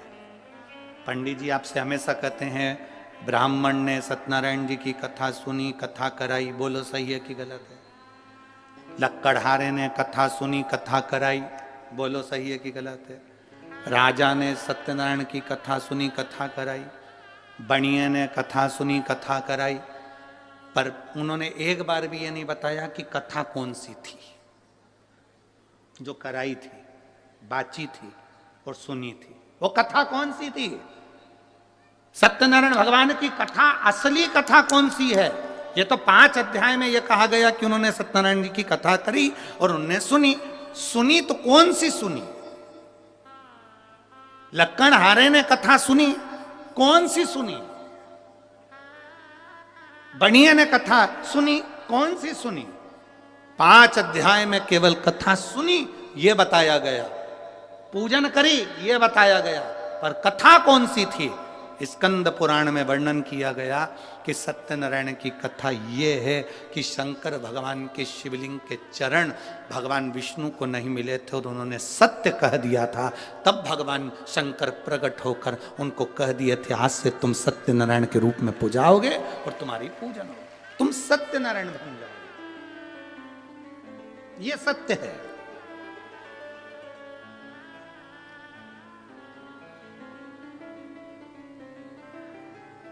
दुनिया में केवल एक जगह ऐसी है जहां मरे हुए व्यक्ति को भी बांध कर ले जाया जाता है। कहां? बोलो बोलो, जम के बोलो। शमशान। केवल एक जगह दुनिया में ऐसी है जहां मरे हुए व्यक्ति को भी बांध कर ले जाया जाता है, क्योंकि ले जाने वालों को भी यह समझ में नहीं आता, भग गया तो दूसरा कहां से ठिकाना क्या है? चिंता है, होता है कभी कभी। नगर निगम वाले, नगर पालिका वाले एक गांव में सर्वे करने के लिए आए। वहां पर एक सुहागवती बेचारी एक महिला रहती थी, वो कभी अपने पति का नाम नहीं लेती थी। आज पति नहीं था घर में और वो सर्वे वाले आ गए। उन्होंने पूछा, तुम्हारा नाम क्या है? मैं बिमला। अच्छा। बेटे का नाम? कमल। अच्छा। बेटी का नाम? रानो। ठीक है। पति का नाम? पति का नाम बोलो। इतने में वो बोली कि मैं अपने पति का नाम नहीं लेती। अच्छा, तो हम दूसरी बार सर्वे करने नहीं आएंगे, तुम्हें पति का नाम जल्दी बोल दो तो हम लिख लें। मैं नहीं बोलूंगी, तुम्हें वापिस आना पड़ेगा, हम नहीं आएंगे। फिर नाम छूट गया, बाद में मत कहना कि हमको कोई फैसिलिटी नहीं मिल रही, हमें कोई साधन नहीं मिल रहा। नहीं, तो फिर पति का नाम बताओ। मैं तुमको 2-3 तरह से समझाऊंगी, तुम समझ जाओगे। सिर पे पल्लू लेके बोली, मेरे पति का नाम। तुम 3 गंजी और 3 गंजी कितनी हो गई?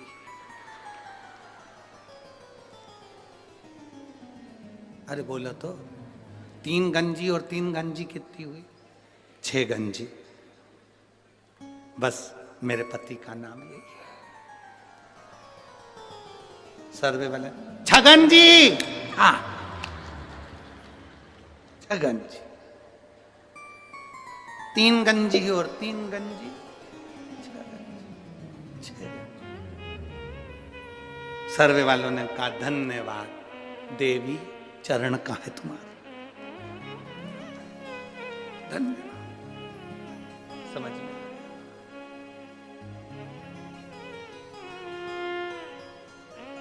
जो पहचान गया शिव को, वो फिर भटका नहीं। ब्रह्मा जी ने कहा कि मैंने भगवान शंकर का शीश देखा है। आकाशवाणी हो गई, ब्रह्मा झूठ बोल रहे हैं। ना मानो तो केतकी के फूल से पूछ लो, केतकी का फूल ने झूठ कह दिया। आकाशवाणी हुई और आकाशवाणी होकर भगवान शंकर ने कह दिया, केतकी के फूल, केतकी के पुष्प, तू मेरे सामने झूठ बोल रहा है, मैं तुझे श्राप देता हूं। एक केतकी, सारे देवताओं पर तू चढ़ेगी। केतकी का पुष्प सारे देवताओं पर चढ़ेगा, पर शंकर पर कभी नहीं चढ़ेगा। एक केतकी का फूल भी अगर शिव पर चढ़ गया तो 1000 गौ हत्या के बराबर दोष लग जाएगा। केतकी ने कहा, मेरी मत मानो तो गौ माता से पूछ लो। गाय से ब्रह्मा जी ने पूछवाया, क्या बताओ, ब्रह्मा जी को क्या शंकर जी का शीश नहीं मिला? गौ माता ने कहा, ब्रह्मा जी को शंकर भगवान का शीश मिल गया। आकाशवाणी फिर हुई और कहा, गौ माता तू झूठ बोल रही है, तू जगत की मां है। गौ माता जगत की मां होकर गौ माता तू झूठ बोल रही है। ए गौ माता, मैं तुझे श्राप देता हूं, तेरा पूरा शरीर पूजा जाएगा पर तेरा मुख अपूज्य माना जाएगा। सनातन हिंदू धर्म के अंदर मंदिर की परिक्रमा आगे से होती है, वृक्ष की परिक्रमा आगे से होती है, कन्यादान आगे से होता है, वस्त्र दान आगे से होता है, मुद्रा दान आगे से होता है, सारे दान आगे से होते हैं। केवल सनातन हिंदू धर्म में केवल गौ दान ऐसा है जो गाय की पूंछ पकड़कर किया जाता है, पीछे से होता है, आगे से नहीं करा जाता। हिंदू धर्म में सारी परिक्रमा आगे से होती है, केवल गौ माता की परिक्रमा पीछे से होती है, पूंछ से चालू होकर पूंछ पे विराम होती है। क्यों? क्योंकि एक बार गौ माता ने झूठ बोल दिया था, इसलिए गौ माता की परिक्रमा आज तक पीछे से होती है। अब जरा विचार करो, गाय ने एक बार झूठ बोला तो आज तक उनकी परिक्रमा पीछे से होती है, और तुम दिन भर मोबाइल पे कितना झूठ बोलते हो, फिर तेरा क्या होगा रे कालिया? जरा विचार करिए, कितना झूठ। दुकान पे बैठे हो, कहते हो घर पे हो, दोस्तों के साथ बैठे हो, क्या कि मैं अभी आई रही हूं, रास्ते में ही हूं, बिल्कुल रास्ते में। कितना झूठ।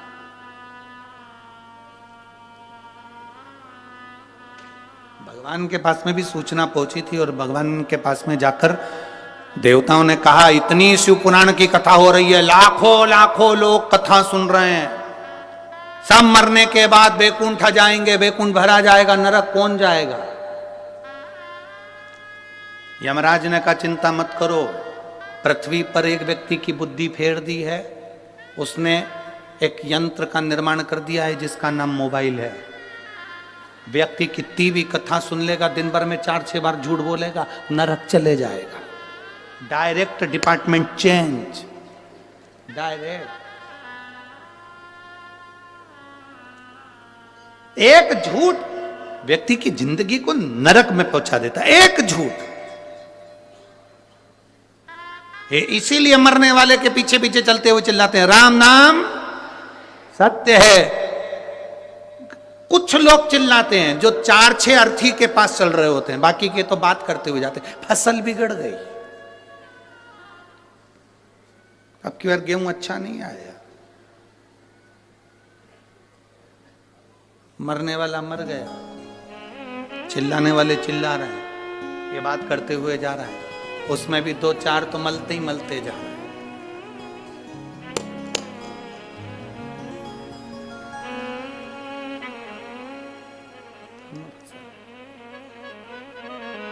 संसार में मुर्दा जल रहा है, पहले थूक के आया, फिर बैठा, राम नाम सत्य है। तब अरे भाई, शिव महापुराण की कथा कह रही है, सत्य बोलने से पीछे मत हटो। संत, साधु, गुरुजन, सन्यासी, तपस्वी, साधक एक सत्य की जिंदगी जिए, एक सत्यता की जिंदगी।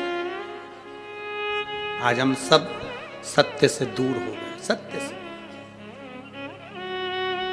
कहा गौ माता ने झूठ बोल दिया, ब्रह्मा जी झूठ पर झूठ बोल रहे थे, तो भगवान शंकर को क्रोध आ गया, उन्होंने अपने पांव के अंगूठे का नखून तोड़कर फेंका। काल भैरव प्रकट हो गए, काल भैरव से कहा, इस ब्रह्मा का सिर काट दे जिससे ये झूठ बोल रहा है। काल भैरव ने चीटी उंगली के नख को तोड़कर फेंका, ब्रह्मा जी का सिर कट गया। ब्रह्मा जी का सिर कटा, कटा हुआ सिर लुढ़कता गया, और ब्रह्मा जी झूठ बोलते गए। ब्रह्मा जी के कटे हुए सिर में से रक्त बहता चले गया, वो रक्त से कर्मनाशा नदी प्रकट हो गई। भारत की भूमि पर केवल एक नदी आज भी ऐसी बहती है जिस नदी का पानी कुत्ता भी नहीं पीता, जिसको कर्मनाशा नदी कहा।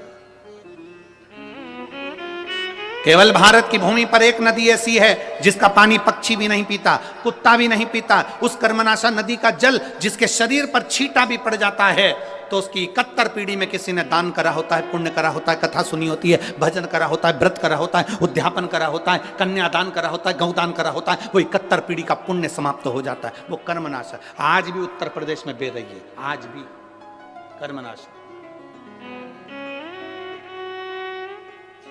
उत्तर प्रदेश गवर्नमेंट ने बड़े बड़े बोर्ड लगा कर रखे हैं, ये कर्मनाशा नदी है, इसमें हाथ ना धोइए, ये कर्मनाशा नदी है, इसका पानी का छींटा ना लीजिए, ये कर्मनाशा नदी है जिसका एक जल का छींटा भी मनुष्य के कर्म को नाश कर देता है, ये ब्रह्मा जी के रक्त से बनी है। आज भी लिखा है, बड़े बड़े बोर्ड लगे हैं कर्मनाशा नदी पर।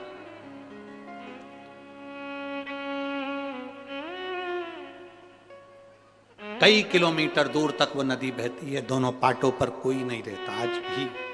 कर्मनाशा, झूठ बोला है। भगवान विष्णु ने देखा कि ब्रह्मा जी का सिर कट गया, झूठ बोल रहे हैं ब्रह्मा जी अभी भी कटे हुए सिर से भी। भगवान विष्णु ने शंकर जी से क्षमा मांगी, इनको माफ कर दीजिए। कहाँ जाएंगे ये, इनका कटा हुआ सिर कहाँ जाएगा, आप कृपा करिए। आप भोले हैं, आप शिव हैं, आप त्रिकालदर्शी, आप कैलाशी, आप शंकर हैं, करुणा करिए,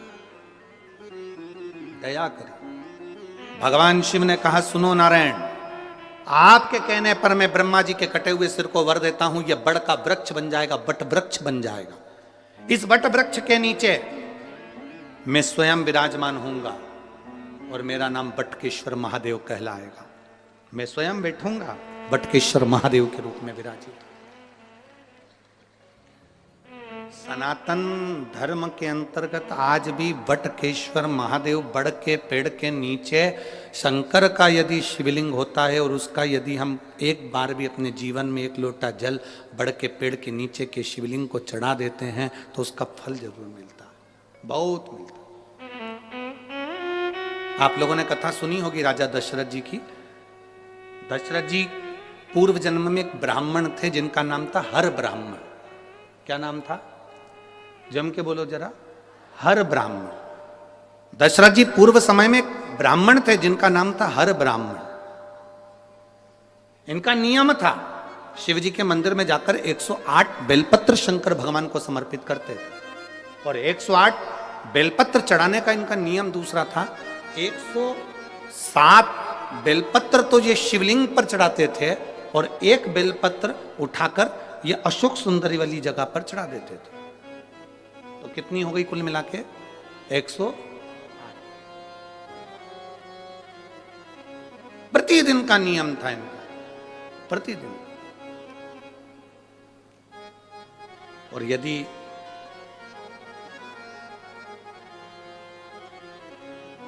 आपने जिंदगी में एक नियम कोई सा भी लिया है उसका फल मिला, जो एक पत्र आया,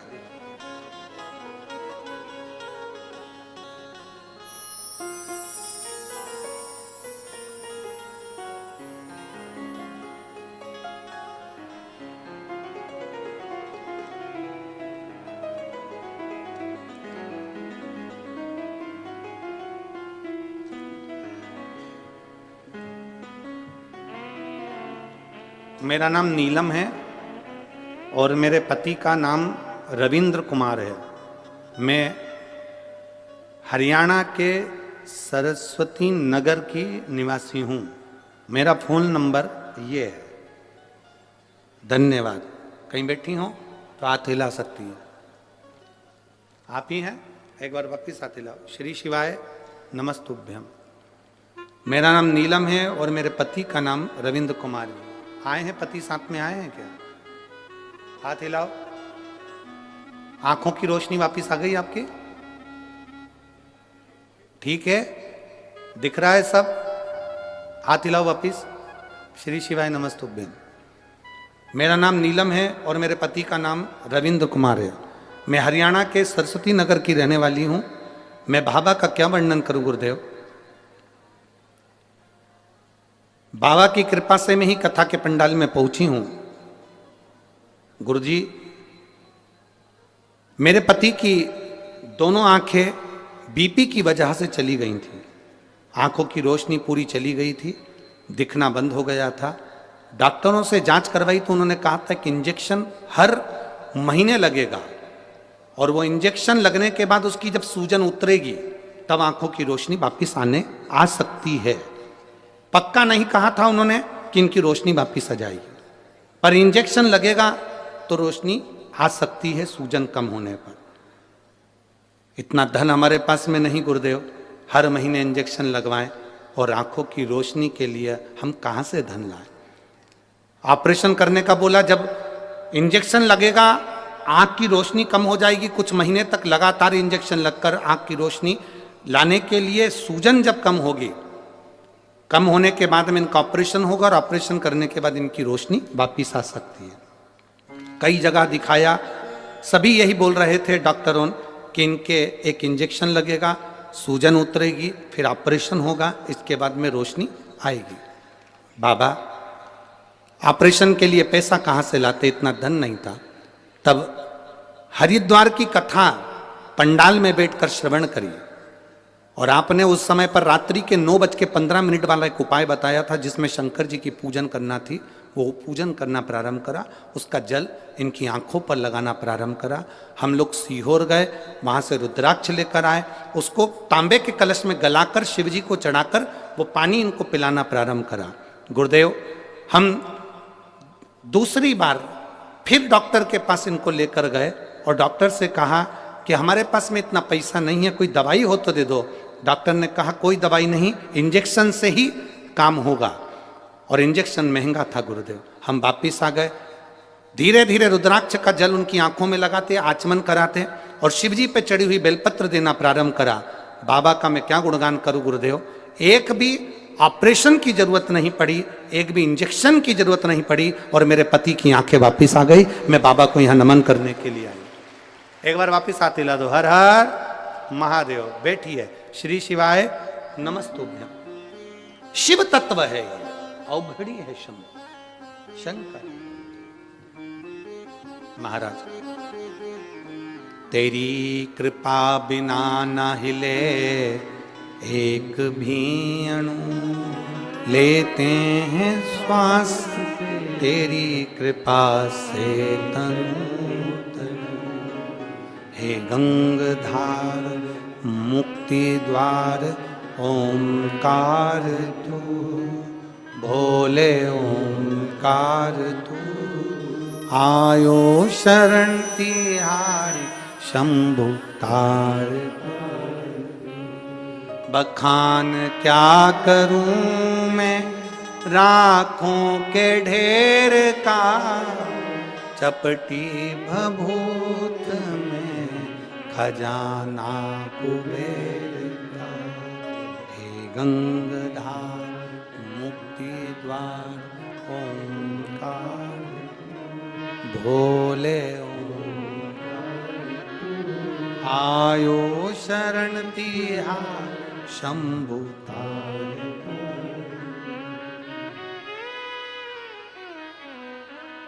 जो शिव की चौखट तक गया है, उसने हाथ पकड़ा।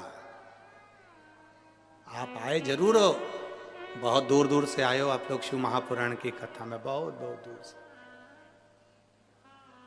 अपना दरवाजा छोड़कर, अपना घर छोड़कर, बठिंडा वालों याद रखना, आप अपना घर छोड़कर, अपना दरवाजा छोड़कर शंकर की कथा तक पहुंचे हो।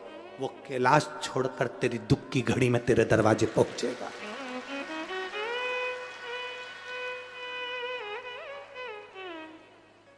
आप अपने घर के दरवाजों को छोड़कर आए हो। श्रीमद् भागवत में भी भगवान कृष्ण रुक्मणी जी से कहते हैं, रुक्मणी जी से जाकर कह दो ब्राह्मण देवता रुक्मणी श्रृंगार करके जगदम्बा के मंदिर पहुंच जाए, मैं उसे लेने पहुंच जाऊंगा। भगवान कृष्ण ने रुक्मणी जी से कहा कि जगदम्बा के मंदिर तक पहुंच, मैं तुझे लेने आऊंगा। यहाँ शिव महापुराण की कथा कहती है, आप शिव पुराण की कथा तक पहुंचो। तुम उसको 3 घंटा कथा का दे रहे हो। तुम्हारी दुख की घड़ी में जब तुम कहीं पड़े होगे हॉस्पिटल में वेंटिलेटर पर, डॉक्टर अपना काम करेंगे, उस समय पर तुमने 3 घंटा भोलेनाथ को दिया है, तो वो भी डॉक्टर कहेंगे अंतिम समय है, पर वो कहेगा इसने मुझे समय दिया था, मैं इसको समय देता हूं, ठीक कर। मैं इसको समय देता हूं, ठीक कर। हम परमात्मा को समय दे रहे हैं, वो हमको समय देगा। शिव जी को चाहिए क्या? शंकर भगवान को तुम्हारा अंबर नहीं, पीतांबर नहीं, धन नहीं, दौलत नहीं, कोई सत्ता वैभव नहीं। शंकर भगवान को तुम्हारा वैभव नहीं चाहिए। शिव जी को 1 लोटा जल हो तो चढ़ाओ, नहीं तो बेलपत्र हो तो चढ़ाओ, नहीं तो 3 बार ताली बजा दो, बजा सको तो बजाओ। आखिर शिव मंदिर में 3 बार ताली क्यों बजाई जाती है? ताली का इतना महत्व क्यों है? क्यों ताली बजाई जाती है, उसका महत्व क्यों है? शिव मंदिर में भगवान भोलेनाथ भी जब पार्वती जी को कथा सुनाए तो ताली का नाद और डमरू का नाद करा था। हम कोई वाद्य यंत्र नहीं, रोग की मुक्ति के लिए ताली का नाद होता है। किसी डॉक्टर जी से जाकर पूछना, कभी कोई किन्नर डॉक्टर के पास इलाज करवाने पहुंचा कि आज तक? किसी डॉक्टर से पूछना, किसी प्रदेश में, किसी देश में, किसी गांव में कोई किन्नर डॉक्टर के पास कभी इलाज करवाने गया? सर्दी हो गई, जुकाम हो गया, पेट दुख गया, कंधा दुख गया, हाथ दुख गए, पांव दुख गए, कभी कोई किन्नर गया? नहीं, क्योंकि उनकी एक दवा है, जो हाथ की जो ताली बजाते हैं उससे सारे रोगों की मुक्ति हो जाती है। ताली का नाद केवल शिव की कथा, शंकर भगवान के मंदिर में 3 बार ताली का महत्व है। शिव के मंदिर में जब हम 3 बार ताली बजाते हैं, हमारे ताप, हमारे दुख, हमारे कष्ट सब मिट जाते हैं। शिव कह रहे हैं अगर ताली भी नहीं बजा सकते तो मंदिर के शिखर का दर्शन, शिखर दर्शनम सर्व पाप नाशनम, शिखर का दर्शन ही कर लिया तो सुख मिल जाता है। स्वयं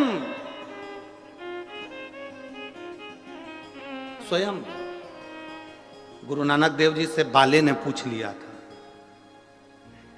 गुरु नानक देव जी से बाले ने पूछा था कि ये जितने शिखर होते हैं, इनके शिखर का दर्शन क्या देता है? तो कि ये दुखों का निवारण कर देता है, दुखों का। आप मंदिर में प्रवेश नहीं कर सकते, आप गुरुद्वारे के अंदर प्रवेश नहीं कर सकते, उसके शिखर का मात्र दर्शन हो जाता है तो हमें सुख का अनुभव हो जाता है। शिखर दर्शनम सर्व पाप नाशनम। फिर कहा अगर मंदिर के शिखर का भी दर्शन नहीं कर सकते, एक लोटा पानी भी नहीं चढ़ा सकते, एक बेलपत्र भी नहीं चढ़ा सकते, तो मंदिर के सामने से निकल कर चले जाओ, उसकी दृष्टि में भी आ गए तो कल्याण हो जाएगा। बहुत है उतना, उसके सामने भी पहुंच गए तो हमारा कल्याण निश्चित है। दशरथ जी, हर ब्राह्मण 107 बेलपत्र शिवलिंग पर, एक बेलपत्र अशोक सुंदरी पर 108। आज दशरथ जी के शरीर में, जो हर ब्राह्मण है, इसके शरीर में आज ताप आ गया, बुखार आ गया। हर ब्राह्मण ने कहा बुखार, ज्वर, अभी मुझे मत आना, मैं मंदिर जा रहा हूं, फिर निकल जाऊं तब आना। कौन होगा जो ज्वर को, बीमारी को, दुख को रोक देगा? हर ब्राह्मण ने शंकर का नाम लेकर दुख को रोक दिया, बुखार को रोक।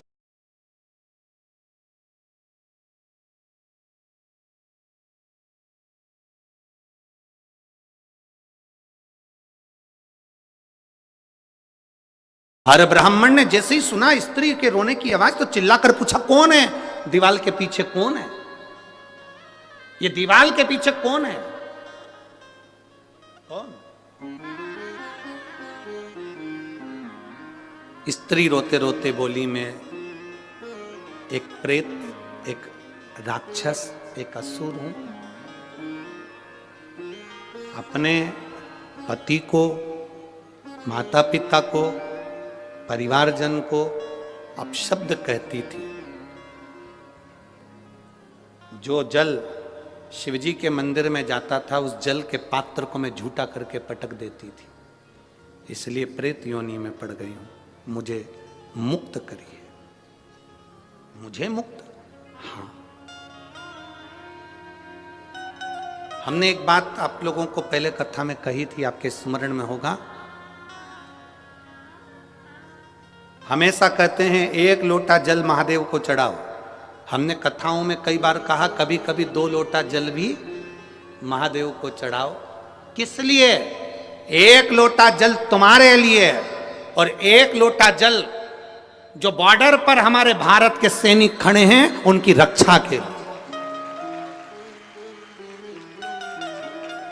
1 लोटा जल कभी उसके लिए भी समर्पित।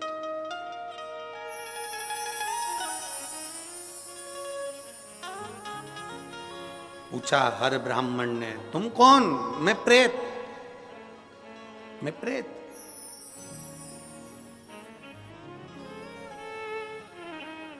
मेरी मुक्ति करिए।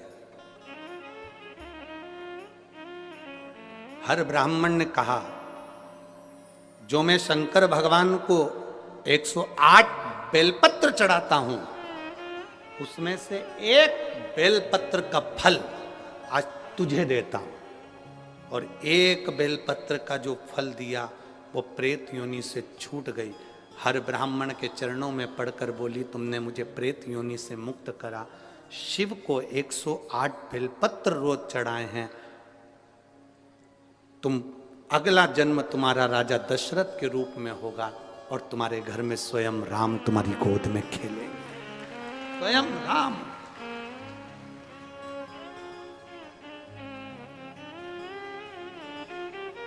आप में से कितने लोग हैं जब आपके कोई परिचित बीमार होते हैं तो हॉस्पिटल में देखने के लिए जाते हो?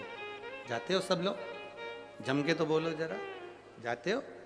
आपसे निवेदन है, कोई परिवार में, मोहल्ले में, कॉलोनी में, सोसाइटी में, नगर में, गांव में कोई बीमार पड़ा है, हॉस्पिटल में पड़ा है, उसको देखने जाओ तो 1 किलो सेव फल भले मत ले जाओ, केले फल फ्रूट भले लेकर मत जाओ, पर इतना जरूर करो, कोई बीमार पड़ा है तो उसके हॉस्पिटल में जाने से पहले शंकर जी के मंदिर में 1 लोटा जल चढ़ाकर प्रार्थना कर कर जाना, बाबा मैं जिसको देखने जा रही हूं उसको सही कर देना। आप मेरे साथ चलो मेरे शंभू, आपका जल मेरे साथ चले। शिव जी का चढ़ा हुआ जल अपने हाथों में लगाकर एक बार जब मरीज से मिलने के लिए जाओ तो उसको जरूर अपना स्पर्श का भाव देकर कि तू ठीक होगा, चिंता मत करना, मैंने देवाधिदेव महादेव से प्रार्थना करी है, वो तुझे ठीक करेगा ही करेगा, तुझे दुख नहीं दे सकता।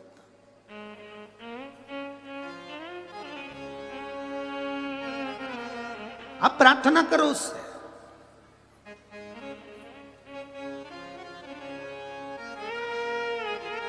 आप निवेदन करो उससे, सुनता, सुनेगा। हम जितने नम्र बनेंगे, हम जितने सहज बनेंगे उतने अच्छे। अच्छा बनना सरल है पर सरल बनना कठिन है। अच्छा बनना तो सरल है, आप अच्छे बन जाओगे तो लोगों की दृष्टि में आ जाओगे, बहुत अच्छा व्यक्ति है, बहुत अच्छा व्यक्ति है।